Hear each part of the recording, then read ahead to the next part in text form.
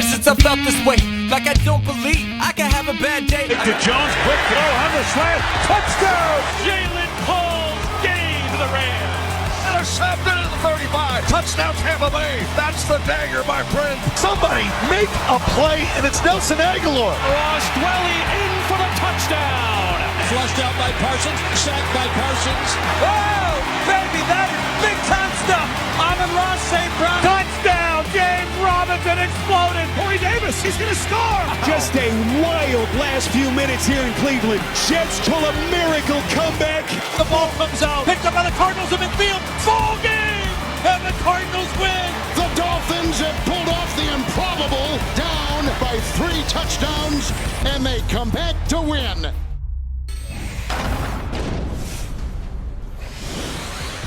Welcome in everybody to Power Rankings, brought to you by Energizer. I am Colleen Wolfe with Dan Hansis. What a week it was. Week 2 did not disappoint. How you feeling right now after the rankings? Were you up all night doing them? I have to say, Colleen, and great to see you. Great to see you as well. I feel power. Okay. In a way I've never felt before. I think I've reached the stage where the power rankings and Dan Hansis have become one. And wow. I am now the power rankings.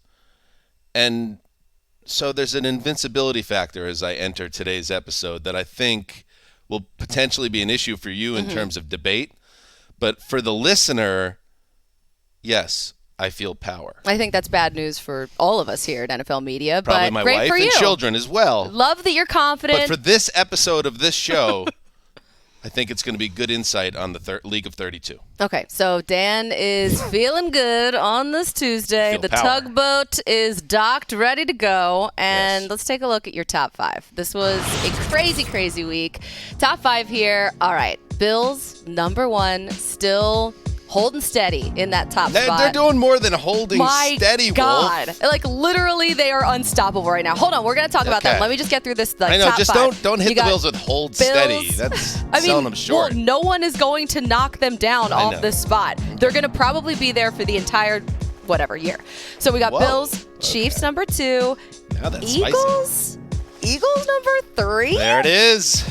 Okay. There it is, Gotta up talk 7. about that one. Up The 7. Bucks, they are at 4, down 1 spot, and then the Packers at 5, up 3. So before we get to the Eagles and I know, any of the other teams. That's the only reason this podcast exists, is for you to celebrate this moment, which I understand because this is exciting times in Philadelphia. I get it. Listen, I have told you time and time and again that the attention, it's making me nervous. But last night was a really good game. I bet it was. But also the Bills played as well, and they absolutely smacked the Titans. They're in your number 1 spot, and it's not even close, I would assume. Yeah, it's almost like the Bills have reached a state of their own power, and they're in their own category. They're in a power rankings of themselves, so it's weird to even put them, because the difference between 1 and 2, and the Chiefs are a great team, it feels vast right now. That's how good the Bills are playing through 2 weeks. You embarrass the defending champion Rams in the season opener. Okay, that can happen. The first game of the year is always a little weird. It was like 180 degrees at SoFi Stadium. Yeah. You know, weird things happen. But then to have the Monday night game against the Titans, and we understand the Titans, even though they were the number 1 seed last year, they've lost some players. They're not the same team. But to absolutely hang a 41-7 bomb on a Tennessee team that is typically well-coached and hard-nosed just shows that the Bills are just, like I said, in a class of their own. And with the Titans as an example, you try to figure out where to drop the Titans. I dropped them, but not too far, because I don't think like what happened to the Titans and the Rams is very much different than that would happen with 27 other teams right now in the league. The Bills are just playing at a different speed. And the Titans right now, you drop them 3 spots to 20. But I just think that the fact that the Bills are able to play this way, and they're even down a couple players without Gabe Davis. I mean, they had some injuries on the defense. They still don't have Tre'Davious White. They had the scary situation with their cornerback that had an ambulance come out on the field to take him off. He's going to be all right, which is Thank great God, news. because that was really scary to watch. But this is a team that seems to be able to overcome anything, and really nothing is going to slow them down. Well, this is where we get in trouble, though, Connie, because it is week 2, and there will be a time. I will overreact, even Dan. though it's impossible to see that now for any of us.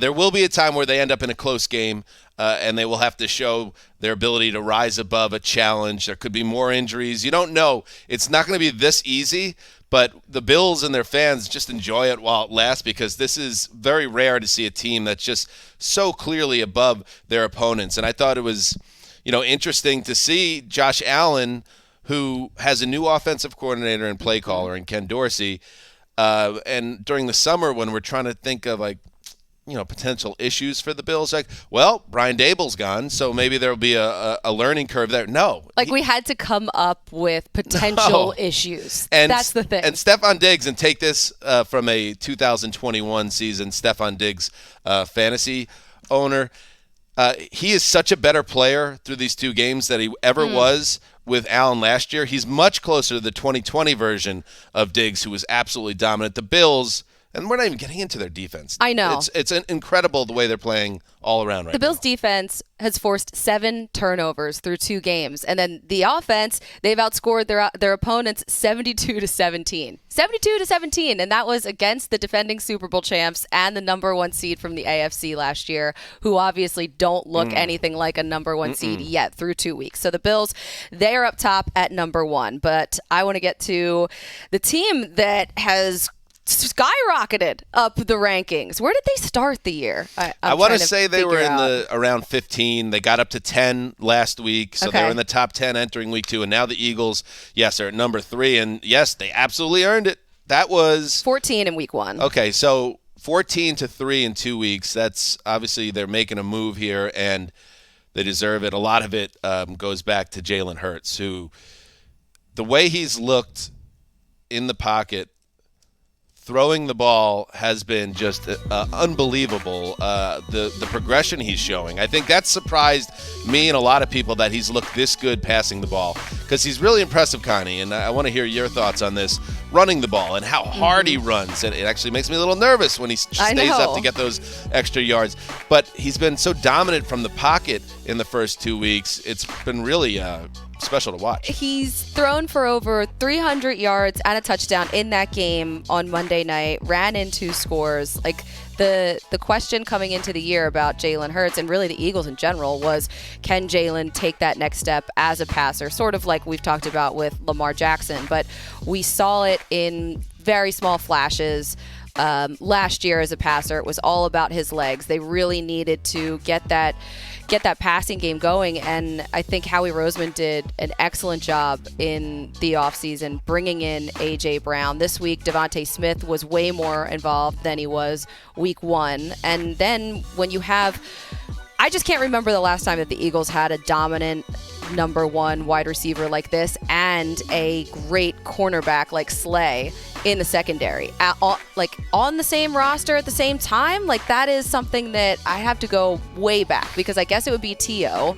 as the wide receiver and maybe Asante Samuel. But that's pretty good. That's a pretty good one too, right there. And that team went to the Super Bowl and hung tough with the Patriots dynasty. And you're right. That's kind of a sneaky, great combo that any big time team needs. You need that number 1 wide receiver, which A.J. Brown is, and you need that playmaker in the back end of a defense that can negate a star player on the opposing offense, like Justin Jefferson, who was largely erased in this game. And you talked about it a lot, Connie, last week, both on this program and on around the NFL. You had an issue with Devonta Smith not being in the offense as much. And then I looked at the way Jalen Hurts spread the ball around. Dallas Goedert, 5 catches, Smith 7, Quez Watkins 2, and a touchdown. A.J. Brown 5 for 69. You didn't know. I don't think it was a great game plan by Minnesota's defense, but that also I don't want to take away by how great this attack of Philadelphia can be with a dominant offensive line behind it. Yeah, it was really interesting to see the Eagles play this way, dominate the Vikings in prime time at home against a team that last week, week 1, everybody was raving about Kevin O'Connell.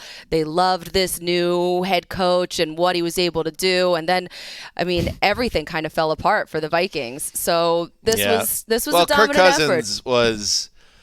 But Jeez. number three in the rankings for the Eagles. Was that difficult for you to put them up that high? Did you just? I mean, I had them in the top 10. I don't have them right there. I don't have any issues with the Eagles. I don't have a dog in the fight in the NFC East as a fan, if that's what you're insinuating. So I'm totally confident putting them at 3. And Kirk Cousins was a disaster against that Eagles pass rush, which is all over him, and Darius Slay.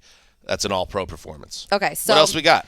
Let's go to the Packers here at 5. And listen, I guess the sky is not falling in Green Bay at this point. No. Kansas?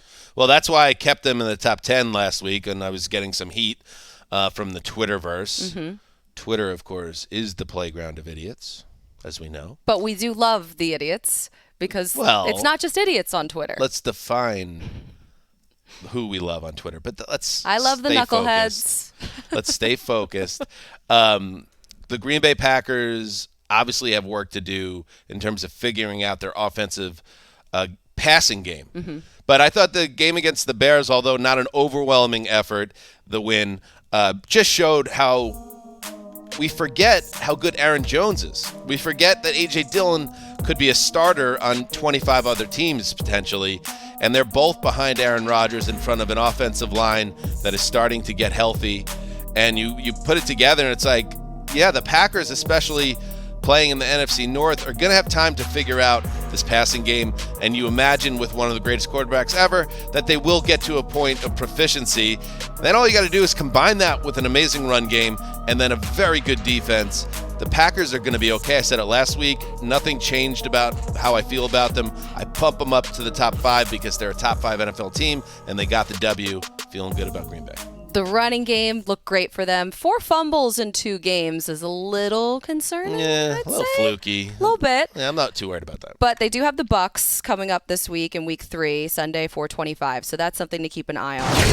So that's the top 5, but we still have not seen the Dolphins. Where, oh, where might they land in Danzis's rankings? Find out when we come back.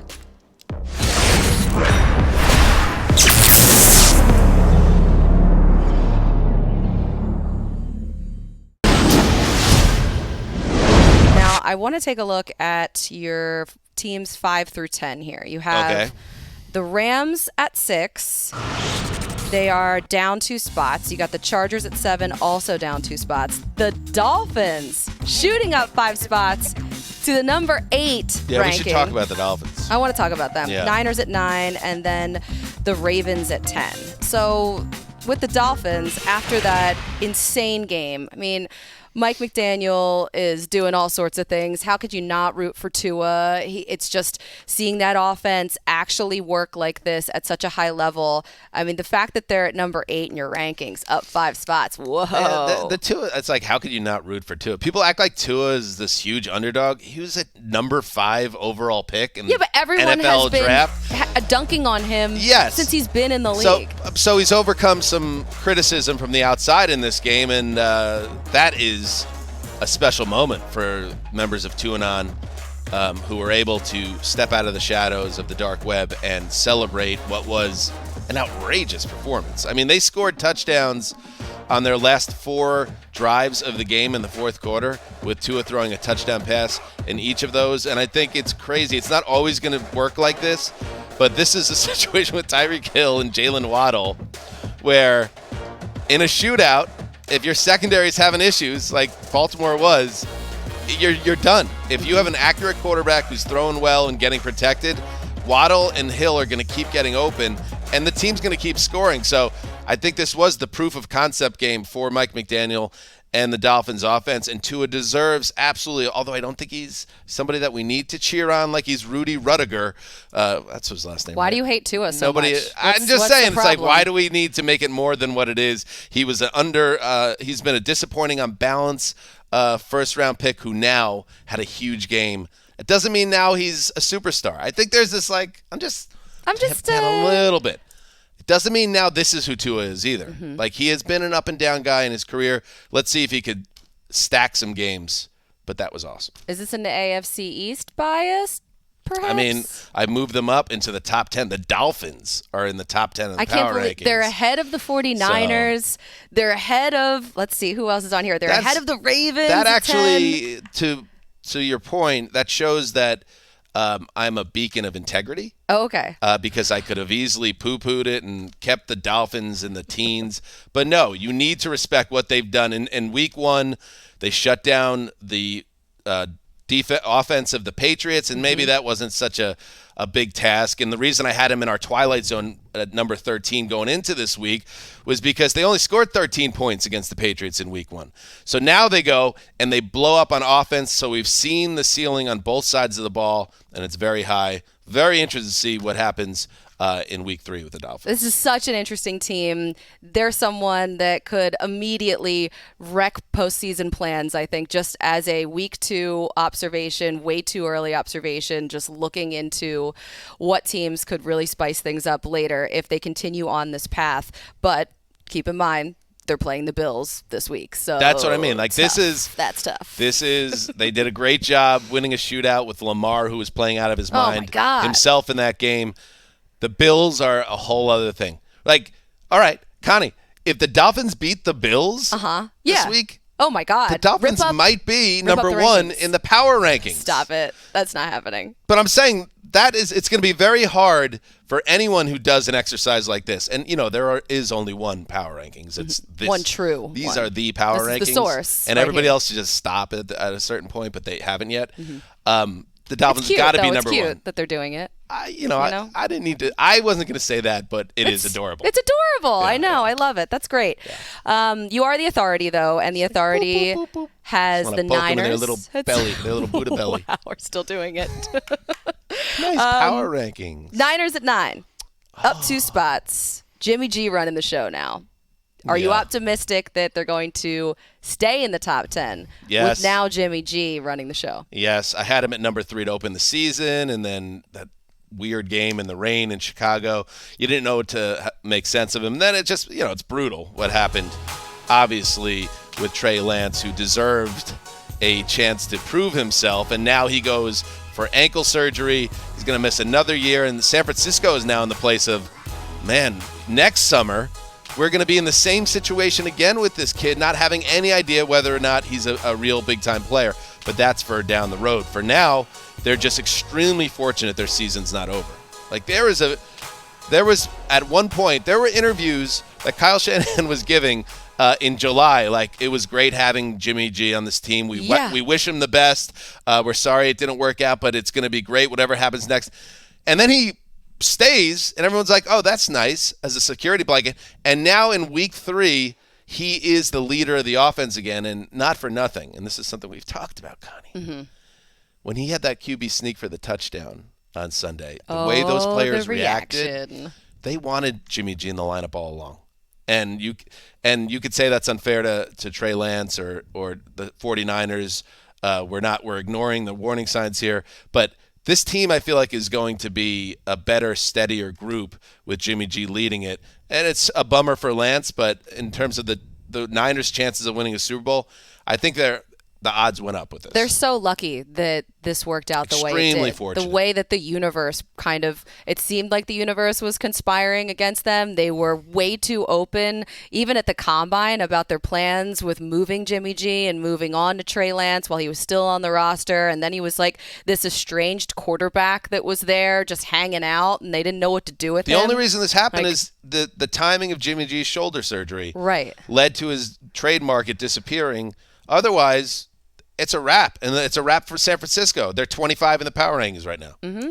But they're not. Instead, Jimmy G is about to get his first practice reps with the ones since January. They were it's so a happy. Whole new year. Watch that replay again, how the offensive linemen were smacking them in the helmet and laughing together. It was like old buddies, old war buddies seeing each other again. Yeah, I'm excited to see the game that they have coming up against the Broncos. Old Jimmy G and Russell Wilson. on the same field. Give Sucks me that. for Trey Lance. Like that. I know.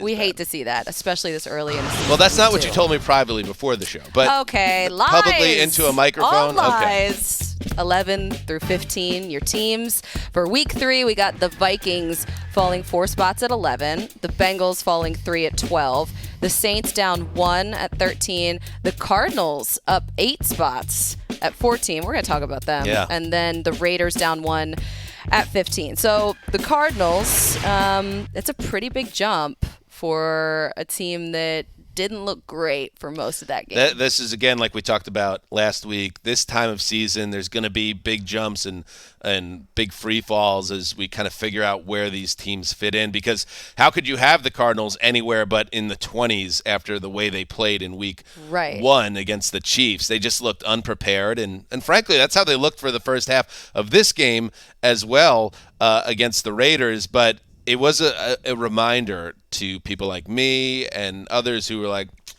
not out on Kyler Murray, but we're starting to think maybe that extension, will the Cardinals live to regret it? And then you see what he did in this game, and he's just a singular one-of-one talent and athlete at quarterback, and it's just like, okay, they need to be taken seriously because he's on the field. So as much as I haven't liked what I saw in 4 quarters in week 1 and the first 2 quarters of week 2, what happened in the 3rd, 4th, and overtime, it made you sit up and say, okay, keep the Cardinals in the middle of the pack, in the middle of power rankings. They have the talent right there, but they just can't keep relying on these heroics to pull them out of these situations. Maybe that's what a Kyler there. Murray team is. Maybe that makes it a fun, maybe ultimately hollow experience, because that's maybe not how you win Super Bowls. But they're always going to be entertaining because they have him when healthy in the middle of things. He also has to stay healthy, which has been an issue in the last couple of years. That's such a tease, though. If you're a Cardinals fan, that's like, I can't say the equivalent of what the term is that I'm thinking about, but it's something boy, like in your life that, is, he doesn't want to commit. He just wants to hang out all the time. Oh, right. Right. The Cardinals are kind of that. Fudge boy. A fudge boy. Yeah. Yeah. And if you're a Cardinals fan, it's like, that almost sounds no. grosser or more inappropriate than actually that. saying Can it. we take that out? We cannot. It's too late. Yeah. So I hate the fact that we just said that. I mean, by the way, full stop. Can I also say this? 1st round pick Isaiah Simmons, who's been not great. To step up and force that fumble that led to the Byron Murphy Jr. pickup and scoop and score in overtime, that's big for his confidence. I thought it was an interesting Cliff Kingsbury quote after on Monday, I believe it was. He can be as good as he wants. It's commitment to football all day, every day. We've seen the flashes.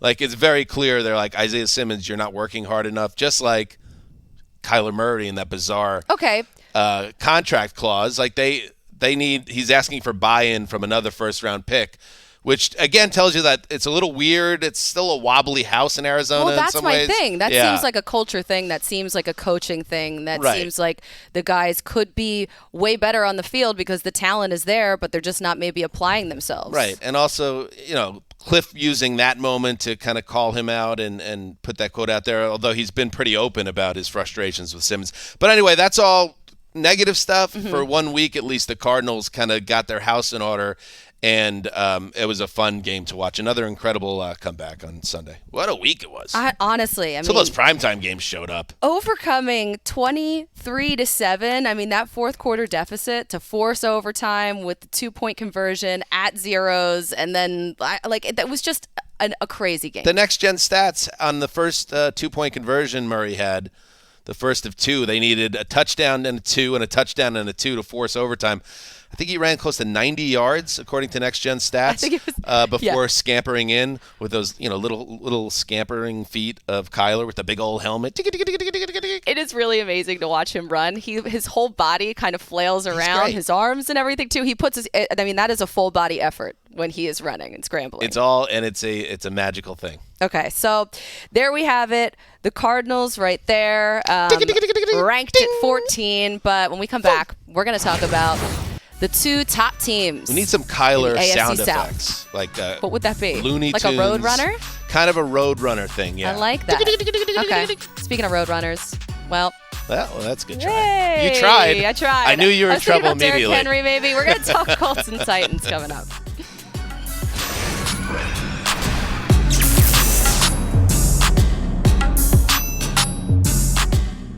NFL Plus is the league's new exclusive video streaming subscription service. NFL Plus has your game day covered with live, local, and primetime regular season and postseason games right on your phone or tablet.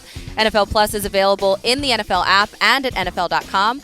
Subscription plans, they start at just $4.99 a month. Fans can visit plus.nfl.com and sign up for a free trial of NFL Plus today.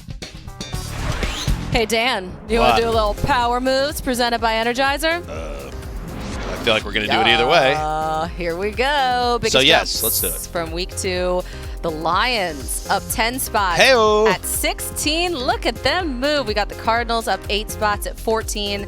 The Eagles jumped 7 up to the number 3 spot in your power rankings, which is still kind of crazy. Holy hell, the Eagles are at 3. Then the Jets up 7 as well at 25. And the Cowboys up 6 spots at 21 with Cooper Rush manning the show. But the Lions, okay, up 10 spots at 16. I saw a great stat over the weekend that the Lions have scored 35 or more points in each of their opening 2 games for the first time since 1970. Yes. They're doing things, and I love it. Yes, that nugget was included in the NFL.com power rankings by old Zeuser.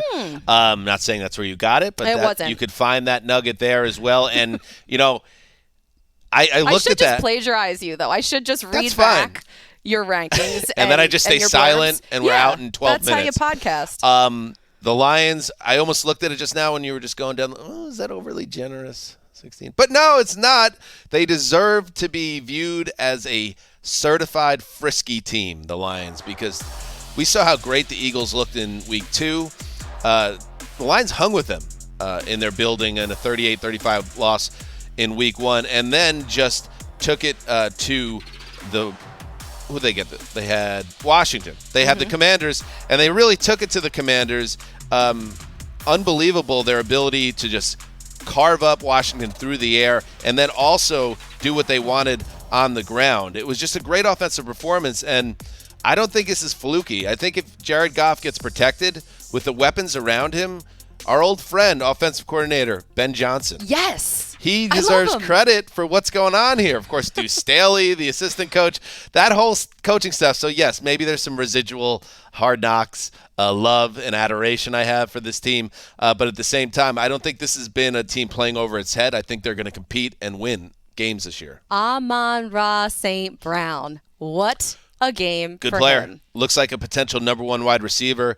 And DeAndre Swift had 87 total yards and a touchdown on 7 touches in this game. He is knocking on the door of the superstar club. Yeah, so it was an offensive breakout for the Lions. Aiden Did we mention Hutchinson it? looked good too. Yes, There 3 we sacks. go. Same page. In Look the at first half, Mm-hmm. it was another great, and they started out with 2 home games, which is perfect because all those great Lions fans, they just want something to cheer for. And then you get 2 home games and 2 entertaining games and a W in week 2. So, yes, they deserve to be up 10 spots. I feel good about that ranking. I think that, let's see, Cowboys fans are not going to be happy that the Lions are 1, 2, 3, 4, 5 spots Yeah, ahead but of see, them. that's exactly what I'm talking about. There's this idea that we need to keep the Lions in their we're losers bubble. And it's like, I think they're better. I think we're seeing that they're better.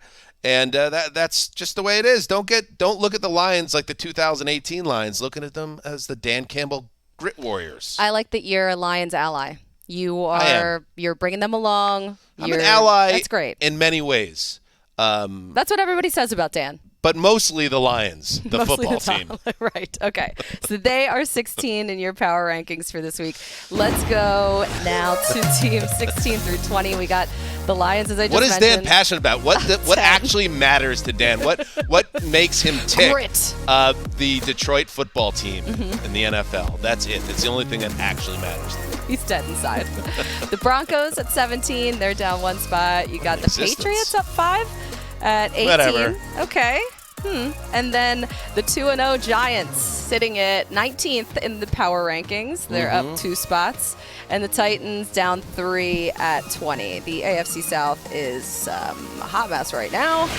So at this point with the Titans coming off that horrendous loss to the Bills, how much of this ranking is sort of a factor of past performance to kind of keep them up here at 20? A little bit. You know why? The reason I didn't bury them after Monday night, which, again, it was ugly. They lost by 35 points. I think the Bills scored 5 straight touchdowns after the game was tied. So, yes, it wasn't good. But I also factor in the opponent, and I don't think anybody was going to Buffalo in that setting on Monday night and winning or even potentially competing. So it shows again that the Titans, even last year when they were the number 1 seed, are not a superpower. But now they're a team that is very clearly missing A.J. Brown, their former number 1 wide receiver.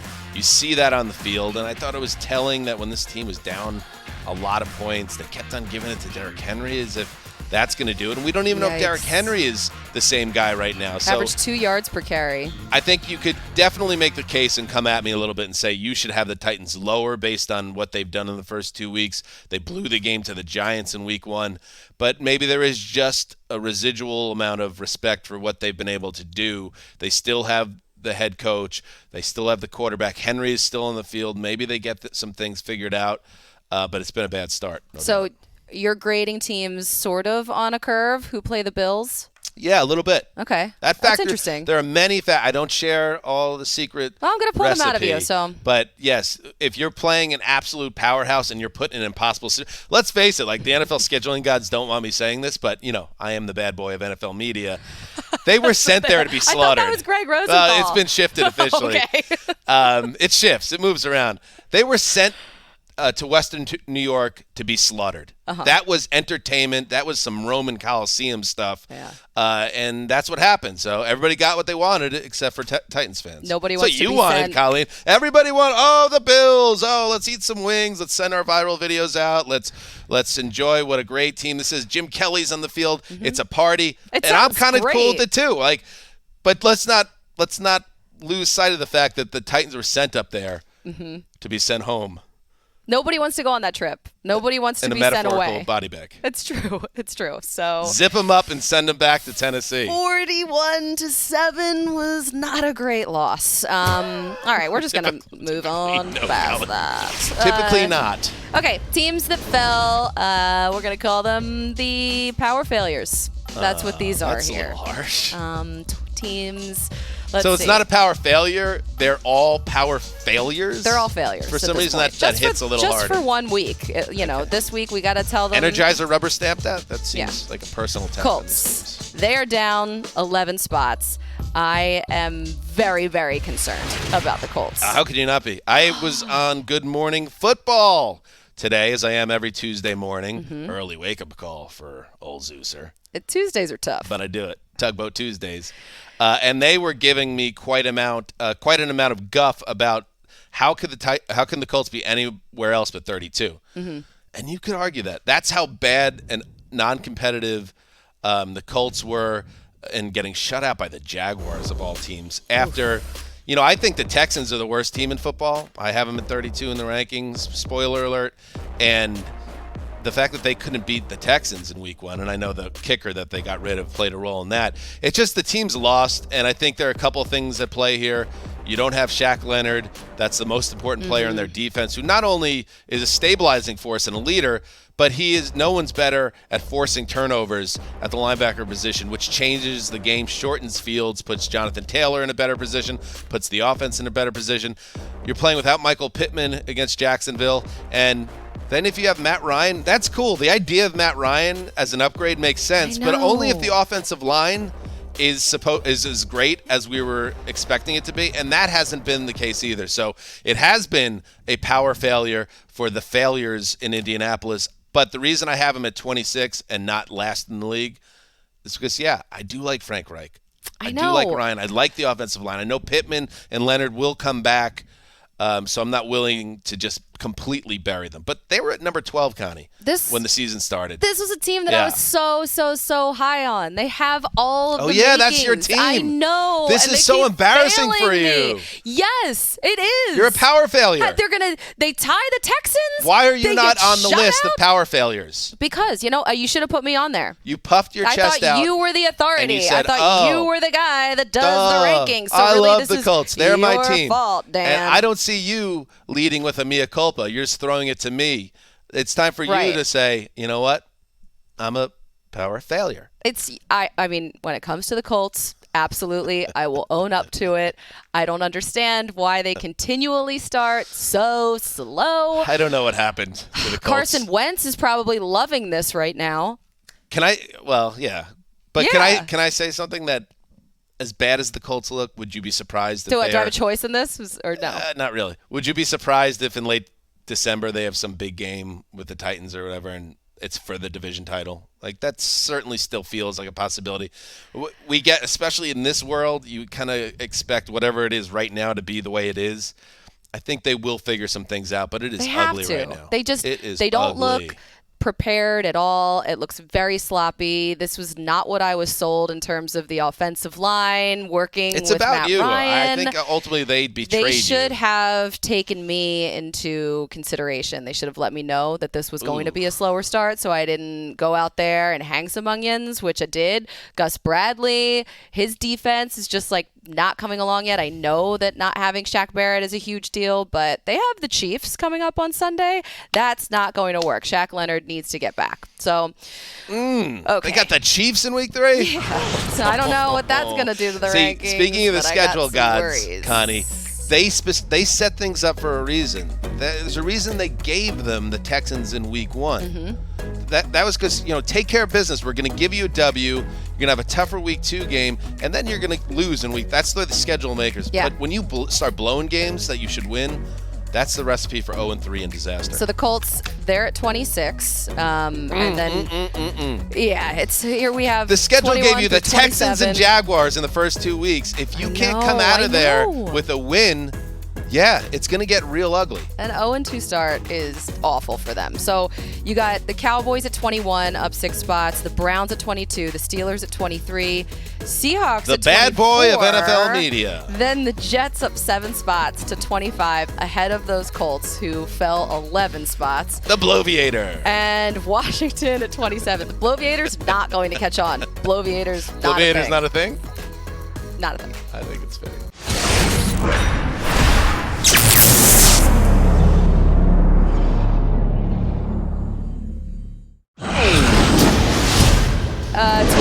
32, Jags at 28, 29 Falcons, 30 Bears, 31 Panthers, 32 Texans. Yeah, I don't like the Texans. I don't like what I'm seeing in Houston, especially on offense. It just doesn't seem like a team with a ton of talent. Davis Mills hasn't played. You have more confidence in the Panthers? A little bit. How? When you're talking 31-32, you're splitting hairs. But this is where I would like to debate. If the Panthers played the Texans, I think the Panthers probably, with Christian McCaffrey, find a way. But now we're just picking nits. Now we're going to talk about the best of the rest, Dan. Okay. And that means we're going to put 30 seconds on the clock. I have a couple questions for you. We're going to run through. That's good. Let's wrap this up. I don't want to look like, an idiot or anything anywhere out there next week. So I need to get this information from you right here, right now. Which team could see a big jump in the rankings in the coming weeks? How about the Jets? I need to be plugged in on this. How about the Jets? And am I a homer? Maybe. But the Jets were 32 last week. Mm-hmm. The Jets have a miracle win over the Browns, and I understand they shouldn't have won that game. The Browns had to do 6 things wrong in a row to lose that game, but they did. So they move up 7 spots, and they get the Bengals, who, not for nothing, have not looked good, but are also the defending AFC champions. You beat the Bengals, the Jets all of a sudden are going to slide in the teens. In this exercise, the teens. And they have not been there since I've been doing this. All right, you're done. Time's up. Got it. Let's go to the Vikings. Will they be in the top 10 when they hit their bye week, which is week 7? All right, who they got? They got Lions, Saints, Bears, Dolphins. Yes, I think I think they will be, because I was feeling great about him after week 1. Week 2 went sideways, and the Kirk Cousins primetime thing is not a media narrative. He struggles in that situation. But I think they're going to win games. I think they're going to get out of that 4-game stretch with 2 or 3 wins. And if they get 3, they'll be in right around the space they are now. Listen, they don't have to play the Eagles every week, so no big deal, everybody. Look at you. How about this one? Is Super Bowl 56 clouding your judgment of the Bengals? 30 seconds. Yes, it is. Because teams with I don't blame you. a past track record, especially early in the season, that does stick with me, and it makes me think, okay, they need to figure some things out, and they certainly do. The offensive line is a major, major issue for this team. Joe Burrow keeps getting hit. And in general, one thing people forget, this offense was struggling before the playoffs started last year, and it was the defense and kicking game that got them to the Super Bowl. Pressure's on the head coach. Started at 5. Figure now some things they're out. only at 12. Get beat by the Jets, and you might be 20. Okay, more impressive in week 2, the Giants or the Cowboys? I feel like I know this answer. I feel like you hate the Giants. I don't hate the Giants. I'm a New York guy. It makes me think of home, and so I'm fine with the Giants. I also don't buy the Giants at 2-0. Last year was the Panthers. You'll recall it started 3-0, and all the Panthers fans were like, "How can they not be a top 10 team?" They were marching. Yeah, they were marching. That's how I feel about the Giants. Even if they win this game, they're going to struggle to crack the top 15 for me. I'm not buying. Nice win by the Cowboys. Really liked what I saw from the quarterback there and Phil and Duty. Okay, how about this one? Which team could see a Cooper big Rush? drop? His name is. It is. Everybody Forgot remember it it. for a Remember second. his name. He is that guy. Which team could see a big drop in the rankings coming up? Broncos. That's an easy one. Yeah. That was a ugly, ugly game in a lot of ways. But they got the win because they were against the Texans. I think they lose to 29 other teams on Sunday. And if they continue to play sloppy, uninspired football and get beat up by the 49ers, easily within the realm of possibility, you could see them take a 8 to 10 spot dip here. Well, I love that you just brought up the Broncos because, Dan, I have a little surprise for you here. You've been so busy just ranking all sorts of stuff. Yeah. You've been in ghost mode. It's like your power rankings vortex that you go into. Well, I now am the power rankings as we established at the top of the show. It's your personality now. It's who I am. That's you. Yeah. Dan is gone. The children have no father. They have a They have a collated list. That's it. of 1 to 32. Well, I am plugging into the power. And What is it? Wait, what is this? I am going to rank some is things this? myself. This is like a ring run-in in professional wrestling. That's right. All right. You know what? I'm here to take over, and I'm going to rank some things here Connie, this week. I trust you here. I think you're a woman with good takes in general. Well, we'll see. Could be debatable on this one. These are my petty power rankings for the week. I love all things petty. Can we clear some Tom Petty music for this segment going forward? How much would doubt that cost? We don't have a budget. So, but maybe. We'll see. Our 0.00 budget will not clear. I won't back down. 0.00. You are just leading me right to my point here. You brought up the Broncos. You brought up 0.00. One of my favorite moments of the week. Let's hear it first. Oh, no. 0. Okay, so that's the Broncos fans counting down tens of thousands the play clock just to help out their offense because the clock management has been so abysmal. This is like Andy Reid in Philadelphia type bad. That was what he was known for. That was the thing that everybody ripped him apart for. Yeah, but and the now difference is Nathaniel Hackett, first-time head coach, and you have Russell Wilson, and you should not be running into these issues. They were at home, and I believe they had 2 delay of game penalties and 3 false starts. They had to call timeouts to deal with some disorganization. It's bad. And at least Andy Reid was a young, great head coach on the rise. Hackett so far has looked a little in over his head. I hope for his sake, because I keep being told he's a really good guy. He that really he gets is. this He's thing so nice. Straightened out. He's got to get that fixed. It's been tough. And they're in primetime this week, so the spotlight's going to be... Ooh. Broncos, Niners. That's going to be a good one. Okay. My next one is comes Good start, from by the way. Vegas at number 2, and I really hope that these fans come from some type of money because they were absolutely burning it. I know that's what people do in Vegas. What's going on in this But city? the Raiders fans, Yeah. when they were up 23-7, just popping bottles of champagne, spraying it all over the place. And producer Drew did a little research on this. People, these Raiders fans really Those though. bottles Yeah. cost, we think, $3,000 a pop. So they are just burning that. And for the podcast audience, it's the people like seated behind the netting, behind the goalposts, Great seats. just spraying it onto, I guess, the tunnel below, or maybe the fans below. Maybe the field below. It's probably the photographers and media. I'll tell you what, that's a really proud and loyal fan base. Well, there's that idiot that took a swung at Kyler Murray, but otherwise, great fans around the Raiders that have followed that team all around the West Coast and into the desert now. I don't think those are actually Raiders fans. I think those are plants. Really? I think that has something to do with Paid the branding stand-ins? of Vegas, and because how would you even get that into the building? Let's think Because about there's a menu. You can buy it, and it looks like it's the Ace of Spades Rosé Magnum. So Jeez. that sells for $3,000 a pop. That's a disgrace. I Don't know. get me started on this. Maybe they're comped. Who knows? Okay. Last one. Number 1 in the petty rankings. That's how much I paid to get my roof fixed. Favorite thing. Listen, Common Man rankings, you're going up in those. Hey, he's got a roof to fix, everybody. Idiots. Number 1, let's go to Philadelphia, where the Eagles fans did this.